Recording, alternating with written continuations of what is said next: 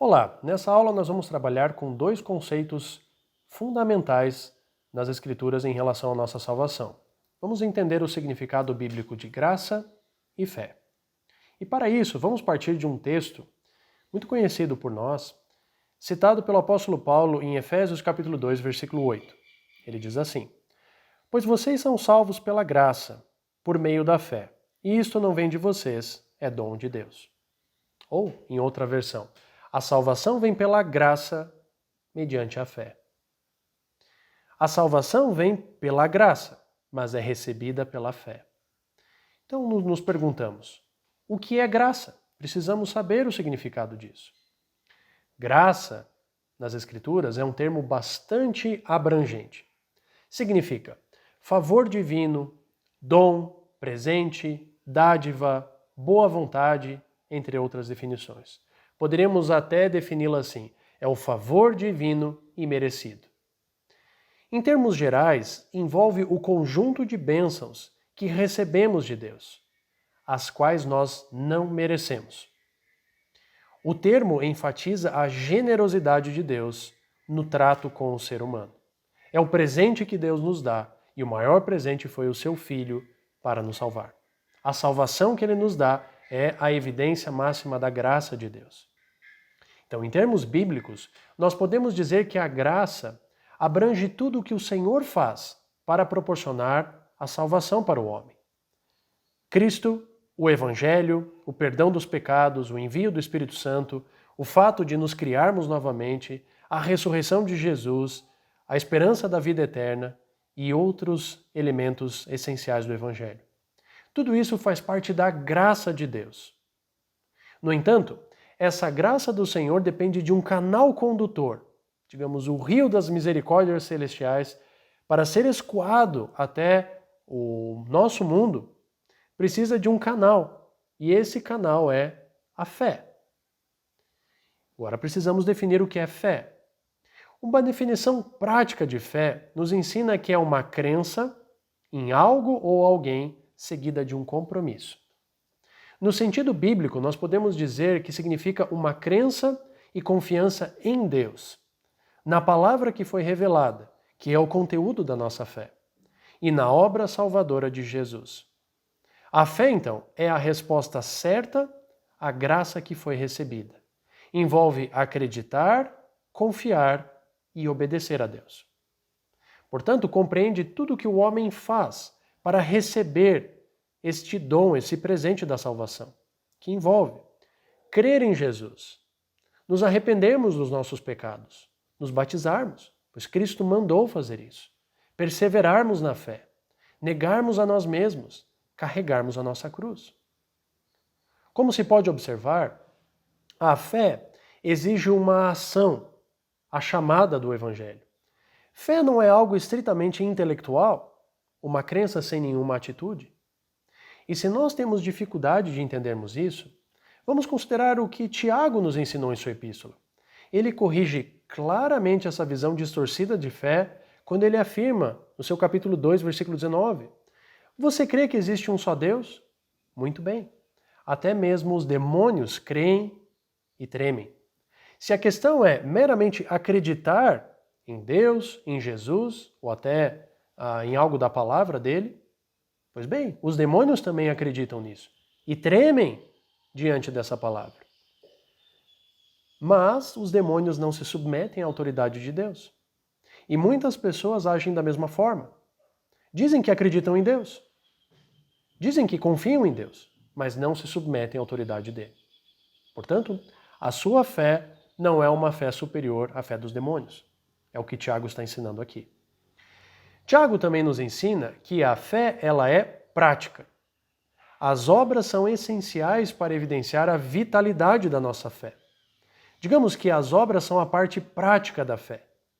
E muitas pessoas que até abordam esse texto de Efésios capítulo 2, versículo 8, dizendo: sim, pela graça, pela fé, mas não por nada de obra.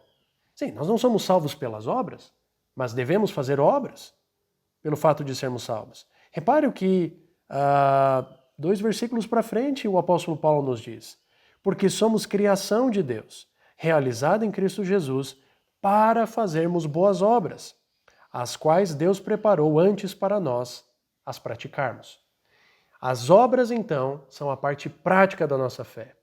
E Tiago conclui o capítulo 2 de sua epístola, um capítulo dedicado em grande parte à fé, dizendo que uma fé sem obras está morta. Portanto, fé é muito mais do que meramente acreditar, é fazer, é obedecer. Considere a seguinte ilustração que pode ajudar a harmonizar essas duas ideias entre graça e fé. Imagine que você está caminhando num ambiente rural e já é noite. E você está caminhando e não percebe que de repente tem um buraco ali para frente. Um buraco que foi cavado e é um buraco bem profundo. E você cai nesse buraco de muitos metros de profundidade. E tenta de todas as formas sair desse buraco, se agarra, puxa, grita e ninguém vem em seu socorro. E você percebe claramente que pelos seus próprios esforços será impossível sair dali. E você começa a orar e pedir ajuda, pois percebe que não conseguirá sair. Aí, de repente, uma pessoa ouve os seus chamados e vai ajudá-lo. Então, ele pega uma corda e lança essa corda até onde você está.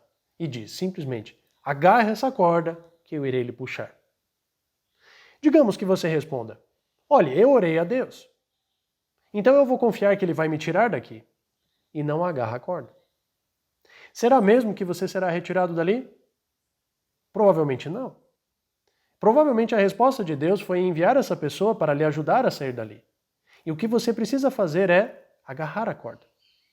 E essa pessoa vai puxando, até que você consegue sair do buraco. Será que saindo dessa situação desesperadora que você estava, você dirá, que bom, eu consegui com os meus próprios esforços sair do buraco? Certamente não.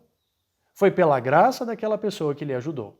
A única coisa que você fez foi agarrar a corda e esperar ser puxado. Podemos entender alguns elementos bíblicos aqui. O buraco desesperador é a nossa situação no pecado. A corda é a graça de Deus para nos salvar. E a fé é simplesmente a resposta de agarrar a corda e deixar ser puxado. Muitas pessoas dizem que têm fé, que acreditam, mas não pegam a corda que Deus está lançando. E é Deus quem puxa a corda. E nós saímos dessa situação desesperadora simplesmente porque obedecemos a graça de Deus. Porque agarramos a corda. Não foi pelo nosso próprio esforço.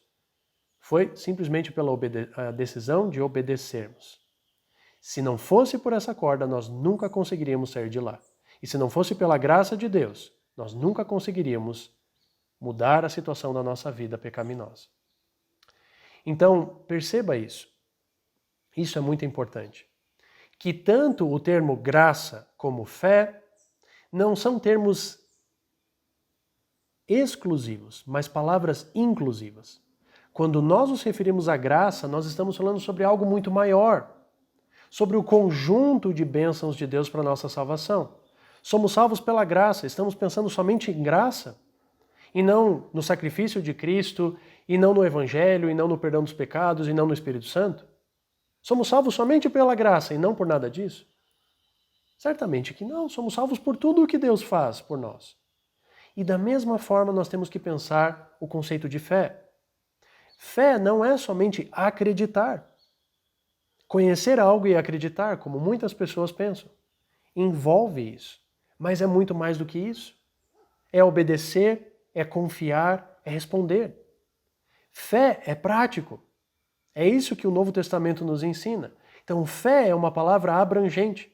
Quando pessoas dizem, somos salvos pela fé e fé somente, talvez o que elas querem dizer é que somos salvos somente por aquilo que nós acreditamos e por nada mais. Mas não é só isso. É aquilo que nós acreditamos e que nos move a obedecer.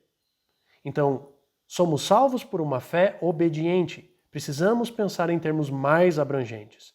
Fé e graça são dois termos inclusivos e não exclusivos. Significa não é só a graça, não é só a fé. Eles compõem algo muito maior que são mencionados nas Escrituras. Não é algo que a gente está definindo por conta própria. Então eu espero que tenha ficado bem claro esse conceito para nós. Muito obrigado.